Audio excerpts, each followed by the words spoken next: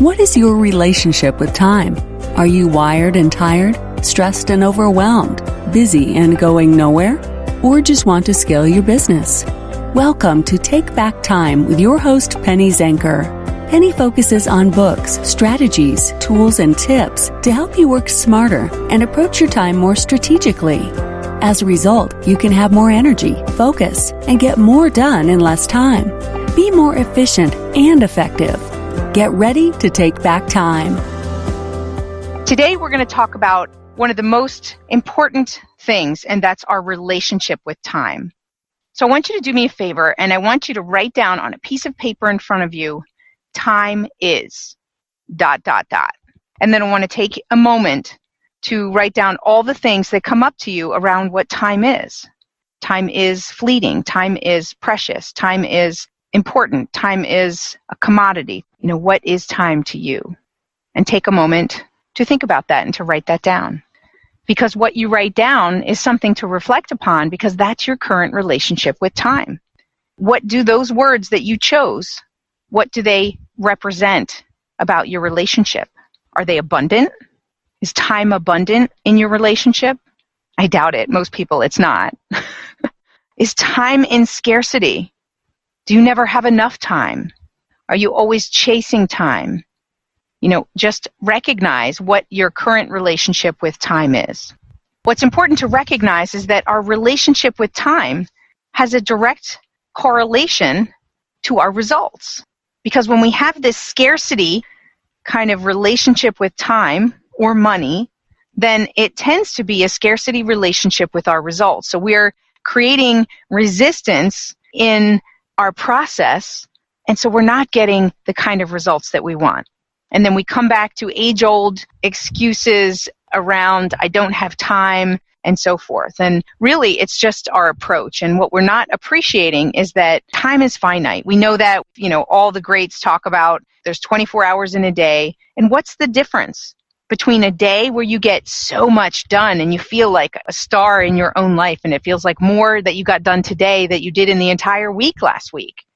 And then there are days that feel like death by 1,000 paper cuts, and you just wish that the day was over. What's the difference? The same number of hours in the day.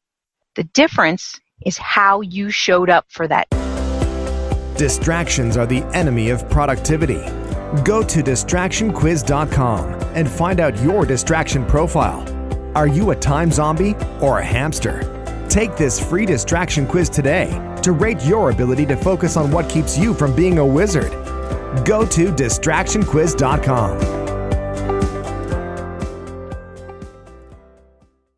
Time. So it's the energy that we bring to the time that we have that dictates the results that we're going to get, the speed at which we get things done. The ability to make decisions quickly depends on the state of mind that we come into a situation. It depends on the perspectives that we're open to seeing. It depends on the energy that we're bringing and interacting with others. If you look at our brain, it's split into two parts. We have our logical part of our brain, which says this is what we do with our time. And then we have the emotional side of our brain, which has a great influence and an even greater influence on how we show up for the time that we have. So we've got to be very clear that we are managing the side of our brain that is emotional, and so that we're not bringing unproductive emotions and energy to the work that we're doing that creates resistance. Because if we find ourselves sabotaging our time, it's because we're spending too much of our time in any kind of anger, sadness, hurt, fear, guilt, shame. Any of those types of emotions that we're staying in is keeping us from moving forward.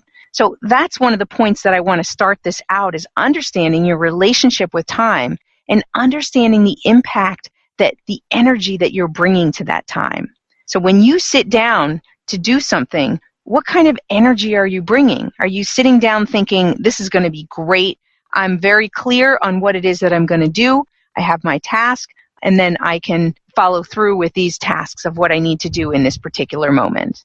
Or do you feel cloudy around it and you think, and that's where you get easily distracted and decide that you'll go to the fridge and you'll just see what's in there before you get started? or you'll just check Facebook before you get started, begins the start of a habit of procrastination. So it really matters. And that's one of the most important things, is that you get clear on your relationship with the energy that you're bringing to your time so that you can make a shift in your relationship with time right away. Because when you focus on time and you focus on something you can't control, well, it creates stress. And so we need to focus on the things that we can control, and then we bring our best energy. And that is really managing how we show up, how we interact with others, how we get our attention on the things that are most important for us to do. Thank you for listening. Today's topic is another opportunity for you to put the knowledge you learned into practice. Tune in again next week for more strategies that will help you have more energy and focus to get more done in less time, so you can continue to take back time.